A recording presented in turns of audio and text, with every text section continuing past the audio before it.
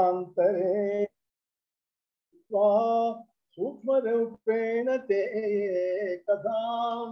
నేను వృక్ష శాఖలలో ఆ దాక్కుని సూక్ష్మ రూపంలో నేనున్నాను. జన్మారభ్య తవాత్యర్థం దండకాగమనం కథా. దండకాగమనం కథా దశాననేన హరణం జానక్యా రహితే త్వయి. జన్మ మొదలు అంటే పుట్టిన దగ్గర నుంచి నీవు ఎలా అంటే నీవు పుట్టిన దగ్గర నుంచి అంటే ఎక్కడ ఇక్ష్వాకు మహారాజు యొక్క వంశంలో దశరథ మహారాజు పుట్టాడు. ఆ దశరథ మహారాజుకి 4 కొడుకులు, 4గురిలో జ్యేష్ఠ పుత్రుడైనటువంటి ఆ శ్రీరామచంద్రుడు, ఇవన్నీ అన్నమాట. ఈ జన్మ మొదలు నుంచి తవాత్యర్థం దండకాగమనం, దండకారణ్యానికి మీరు వచ్చింది వరకు, అప్పటి వరకు జరిగిందంతా నేను. అంతేకాదు దశాననయనైన హరణం, రావణాసురుడు చేత నువ్వు హరింపబడ్డావే, అదంతా కూడా జానక్య రహితే త్వయి. ఇవన్నీ కూడా నేను చెప్పాను. చెప్పి నువ్వు శ్రీరాముడు లేనప్పుడు జానకీదేవిని రావణకృత హరణం, రావణకృత జానకీ హరణం, రావణుడి చేత జానకీదేవి హరింపబడుతా అనేది. ఆ తర్వాత ఇంకా సుగ్రీవేణ యథా మైత్రి కృత్వా వాలి నిబర్హణం. సుగ్రీవుడితో మైత్రి చేసుకోవడం, వాలిని నిబర్హణం అంటే వధించడం. మార్గణార్థం చ వైదేహ్యా సుగ్రీవేణ విసర్జితా. మార్గణార్థం అంటే వెదగడం కోసం, వైదేహిని వెదగడం కోసం సుగ్రీవేణ విసర్జిత అంటే సుగ్రీవుడు తన యొక్క సేనలందరినీ పాల్పించడం. అదంతా మహాబల మహాసత్వ హరయో జితకాశిన. మహాబలులు, మహాసత్వులు, హరయో అంటే ఆ కపులు, వాళ్ళు విజయోత్సాహంతో గతా సర్వత్ర సర్వే వై తత్రైకో ఏకో అహం ఇహాగతః. వీళ్ళందరినీ పంపిస్తే వీళ్ళందరిలో ఇంతమందిలో నేను ఒకడిని ఇక్కడికి వచ్చాను. ఇక్కడికి వచ్చి ఇప్పుడు ఇహాగతః ఇక్కడికి వచ్చాను, చూశాను. అహం సుగ్రీవ సచివో దాసోహం రాఘవస్య హి. నేను ఎవరిని, నా యొక్క ఐడెంటిటీ ఏమిటో నేను చెప్తున్నాను చూడండి. అంటే నేను ఎవరినో, నా యొక్క పుట్టుపూర్వోత్తరాలు అసలు నా యొక్క ఇది చెప్పాలి కదా, ఎవరు నా అడ్రస్ నేనేమిటో చెప్పాలి, అది చెప్తున్నాను. అహం సుగ్రీవ సచివో, నేను సుగ్రీవుడి యొక్క మంత్రిని. దాసో అహం రామస్య రాఘవస్య హి, నేను రాఘవుడికి దాసుని. దృష్టా యజ్జానకీ భాగ్యా అత్ ప్రయాస ఫలితోద్యమే. నా యొక్క మహాభాగ్యం బట్టి నాకు జరిగినటువంటి అత్యంత భాగ్యవంతుని నేను. కాబట్టి నేను జానకీదేవిని చూడగలిగాను. అంటే జానకీదేవిని చూడటం అనేది నాకు మహాభాగ్యమైంది. నేను నా యొక్క నేను ఏమిటి, నేను ఇంత గొప్పవాడిని, నాకు ఇన్ని 10,000 ఏనుగుల బలం ఉంది, ఇవన్నీ నేను చెప్పడంలా. నేనేం చెప్తున్నాను, నేను సుగ్రీవుడికి మంత్రిని. సుగ్రీవుడు అంత గొప్పవాడు, ఆయనకి మంత్రిని. శ్రీరామచంద్రుడు సాక్షాత్ భగవంతుడైనటువంటి శ్రీరామచంద్రుడికి నేను దాసుణ్ణి. ఇంతే కాకుండా నాకు జానకీదేవిని చూడగలిగినటువంటి ఆ మహద్భాగ్యం నాకు ప్రాప్తించింది. ఇది నేను అంటూ ఇత్యుదీరితమాకర్ణ్య సీతా విస్ఫారితే క్షణ. ఇవన్నీ నేను చెప్తూ ఉంటే ఆవిడ విస్ఫారితమైనటువంటి కర్ణలతోటి, చెవుల దాకా విస్ఫారితమైనటువంటి ఆ నేత్రాలతోటి ఆవిడ కేనైవా కర్ణ పీయూషం, చెవులకి పీయూషం అమృత తుల్యంగా ఉన్నటువంటి శ్రావితం మే శుభాక్షరం. ఎంతో నువ్వు చెప్పిన మాటలు శుభాక్షరాలు, ఎంతో చక్కటివి. అవన్నీ ఎవరు చెప్తున్నారు, ఎక్కడున్నావు? యది సత్యం తదాయాతు మద్దర్శన పథం తు సహా. ఇది ఎవరో గాని నా ఎదురుగుండా రండి, నాకు నువ్వు కనబడండి అంటున్నది. తతో అహం, అప్పుడు నేను అహం వానరాకార సూక్ష్మ రూపేణ జానకి. ఆ జానకీదేవికి ముందు వానరాకారంలో సూక్ష్మ రూపంలో ఆవిడ ఎదురుగుండా నేను కనిపించాను. ప్రణమ్య ప్రాంజలి భూత్వా, ఇలా చేతులు జోడించి ఆవిడకి నమస్కారం చేశాను. దూరాదేవ స్థిత ప్రభో, ఆవిడకి కొంచెం దూరంగానే నిలబడ్డాను, దగ్గరికి వచ్చేసి నిలబడ్డా, ఇంత చిన్నవాడిని కదా అని దూరంగానే నిలబడ్డాను. నిలబడి పృష్ఠో అహం సీతయా కస్త్వం ఇత్యాది బహు విస్తరం. అప్పుడు ఆవిడ అడిగింది అన్ని, నా సంగతి, నీ సంగతి ఏమిటి, నువ్వెవరివి అని నా చేత ఆవిడ నన్ను అడిగింది. అది సీత చేత నేను ప్రశ్నింపబడి తిని అని సంస్కృత దీనికి ట్రాన్స్లేషన్ చేసుకుంటే మనకు వచ్చేది ఏంటంటే, సీతాదేవి చేత నేను ఇలా ప్రశ్నింపబడ్డాను, ఎవడవు నీవు అని. అంటే అప్పుడు నేను అన్ని విస్తారంగా చెప్పాను. మయా సర్వం క్రమేణైవ విజ్ఞాపితం అరిందమ. ఇవన్నీ అరిందమ అంటే రాముడు, రాముడితోటి ఆంజనేయ స్వామి చెప్తున్నాడు, ఇట్లా నేను వెళ్ళాను, ఇలా ఇలా జరిగింది, ఇలా ఇలా చేశాను అని చెప్తున్నాడు కదా ఆయన వచ్చిన తర్వాత రాముడు ఎదురుకుండా. అది అందువల్ల ఇక్కడ నీవు నీవు అని రాముడితో చెప్తున్నాడు అనమాట.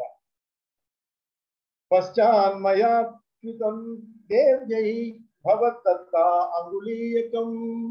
నీవు ఇచ్చినటువంటి భవత్తత్త అంగుళీయకం, నువ్వు ఇచ్చినటువంటి ఉంగరం, రామనామంతో ఉన్నటువంటి అక్షరాలతో ఉన్నటువంటి అంగుళీయకం ఉంది కదా ఉంగరం, అది ఆవిడకి ఇచ్చేశాను.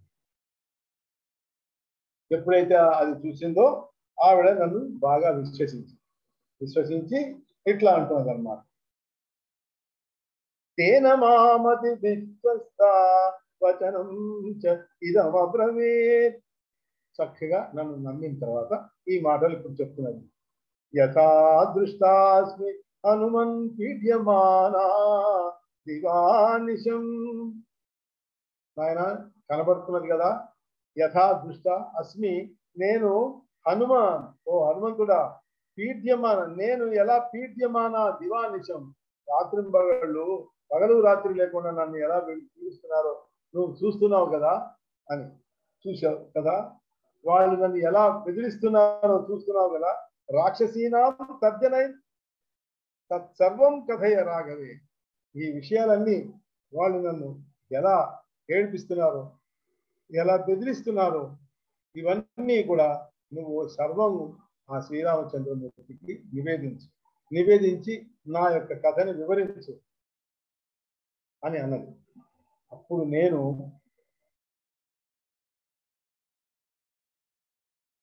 మయోక్తం దేవి రామోపి త్వచ్చింతా పరినిష్ఠిత. మయోక్తం, నేనేం చెప్తున్నాను అప్పుడు, దేవి రామోపి త్వచ్చింతా పరినిష్ఠిత, నీ యొక్క చింతలోనే ఆయన పరినిష్ఠిత అయిపోయి ఉన్నాడు. రామచంద్రుడు కూడా, అమ్మా అతనేమి హాయిగా కులాసాగా లేడు, సర్వదా ఎప్పుడు నిన్నే తలుచుకుంటూ ఉన్నాడు. పరిశోచత్యహోరాత్రం త్వద్వార్తాం నాధిగమ్య సహ ఇదానీమేవ గత్వాహం స్థితిం రామాయతే ధ్రువే. పరిశోచత్య అహోరాత్రం, అహోరాత్రాలు అవి ఆయన పరిశోచత్య అంటే బాధపడుతూనే ఉన్నాడు, పడుతూ రేయింబవళ్ళు నీ గురించే తప్పిస్తూ ఉన్నాడు అని కూడా చెప్పి, అమ్మా ఇంకా ఇదానీ ఇప్పుడు నేను గత్వ అహం స్థితిం రామాయతే, ఈ విషయాలన్నీ నేను ఇప్పుడు రాముడికి నేను చెప్పేస్తాను. కాబట్టి అంటే ఇంకా తొందరపడుతున్నాడు అనమాట, పని అయిపోయింది కదా అది. ఇక ఎప్పుడైతే నేను చెప్తానో, రామ శ్రవణ మాత్రేణ సుగ్రీవేణ సలక్ష్మణ, ఇవన్నీ వినగానే వెంటనే సుగ్రీవుడితోటి లక్ష్మణుడితోటి కలిసి వానరానీకపై సార్ధమాగమిష్యతి తే అంతికం, ఇంకా వానరులందరితోటి కలిసి నీ దగ్గరికి వచ్చేస్తాడు. ఆగమిష్యతి తే అంతికం, నీ దగ్గరికి వెంటనే వచ్చేస్తాడు. వచ్చి రావణం సకులం హత్వా నేష్యతి త్వాం స్వకం పురం రావణుణ్ణి సకులం హత్వ బంధుమిత్ర సపరివార సమేతంగా పూర్తిగా నాశనం చేసేసి హత్వ చంపేసేసి నిన్ను స్వకంపురం నిన్ను తన యొక్క ఊరికి తీసుకెళ్ళిపోతాడు. అభిజ్ఞాం దేహి మే దేవి యథా మాం విశ్వసేత్ విభు. నువ్వు కూడా నాకు ఒక అభిజ్ఞానము ఇవ్వు. ఎందుకంటే యథా మాం విశ్వసేత్ విభు, ఆ విభుడున్నాడే అంటే రామచంద్రుడు, అతను నన్ను నమ్మాలి కదా, విశ్వసించడం కోసం నువ్వు కూడా నాకు ఏదన్నా ఒక అభిజ్ఞానం, ఒక గుర్తుని ఇవ్వు అన్నాడు. ఇత్యుక్తా సా శిరోరత్నం చూడాపాశే స్థితం ప్రియం తత్వా కాకేన యద్వృత్తం చిత్రకూటగిరౌ పురా. ఇత్యుక్త్వా సా శిరోరత్నం, ఇలా చెప్తుంటే ఆవిడ తన యొక్క శిరోరత్నం చూడాపాశే అంటే తలలో ఆ కేశపాశంలో ఇమిడి ఉన్నటువంటి ఆ చూడామణిని తీసి స్థితం ప్రియం తీసుకుంది. ఇంకా ఏం చెప్పింది? దత్వా కాకేన యద్వృత్తం చిత్రకూటగిరౌ పురా. చిత్రకూట పర్వతం మీద మీరు ఏకాంతంగా ఉన్నప్పుడు జరిగినటువంటి ఒక కాక అంటే కాకితో జరిగినటువంటి ఆ వాయస వృత్తాంతాన్ని కూడా చెప్పింది. తదప్యాహ అశ్రుపూర్ణాక్షి కుశలం బ్రూహి రాఘవం. కళ్ళలో నీళ్లు నింపుకుని ఆవిడ, అయ్యా నేను నిన్ను నీ యొక్క క్షేమ సమాచారాలు అడుగుతూ ఇంకా చెప్తున్నది, నేను ఇప్పటికీ నేను జీవించే ఉన్నాను, కుశలం, నేను ఇంకా కుశలంగానే అంటే నేను జీవించే ఉన్నానని చెప్పు, రాఘవుడితో చెప్పు, బ్రూహి రాఘవం చెప్పమని. ఇంకోటి లక్ష్మణం బ్రూహి మే కించిత్ దురుక్తం భాషితం పురా. ఆవిడ లక్ష్మణుడితో ఎంతటి కఠినమైనటువంటి ఎంత అన్యాయమైనటువంటి మాటలు మాట్లాడిందో తనకి తెలుసు కదా. లక్ష్మణ, ఎన్నటికీ నేను రాముడు లేడనుకుంటే నేను నీ దానిని కానీ భరతుడికి వశం కాను అని అప్పుడు అన్నమాట అన్నది కదా. అది చాలా ఘోరమైనటువంటి మాటలు. ఆ మాటలకే ఇంకా ఆయన ఆ లక్ష్మణుడు అంతటి వాడికే చాలా విసుగొచ్చేసి చిచి నీ యొక్క స్త్రీలందరూ ఇంతే అని చివరికి వదిన పూజ్యురాలైనటువంటి వదినను కూడా ఆయన ఏమనుకున్నాడు, మీ స్త్రీలందరూ ఇంతే అని ఆయనకి అంత కోపం కలిగించేటటువంటి మాటలు కూడా మాట్లాడించాను నేను. ఇప్పుడు దురుక్తం, నేను చాలా అన్యాయమైనటువంటి మాటలు నేను మాట్లాడాను. కించిత్ దురుక్తం భాషితం పురా, ఒకప్పుడు నేను ఇట్లా మాట్లాడాను. తత్క్షమస్వ అజ్ఞభావేన భాషితం కులనందన. ఓ కులనందనుడా అంటే ఓ మహా గొప్పదైనటువంటి కులంలో విశ్వాకు కులంలో పుట్టినటువంటి వాడా, తత్ క్షమస్వ అజ్ఞభావేన భాషితం, నేను తెలివి తక్కువగా అజ్ఞానంతో నేను మాట్లాడినటువంటి మాటలు అనుకొని నువ్వు నన్ను క్షమించు. తారయేన్మాం యథా రామస్తథా కురు కృపాన్వితః. నువ్వు దయ ఉంచు నాయన, లక్ష్మణుడితో అంటుంది, నువ్వు దయ ఉంచి రాముడి చేత ఎలాగైనా సరే తారయేన్మాం, ఇదంతా సముద్రాన్ని దాటించేసి నీవు నీ యొక్క పరాక్రమంతో మమ్మల్ని తీసుకెళ్ళిపోయేటట్టుగా చెయ్యి.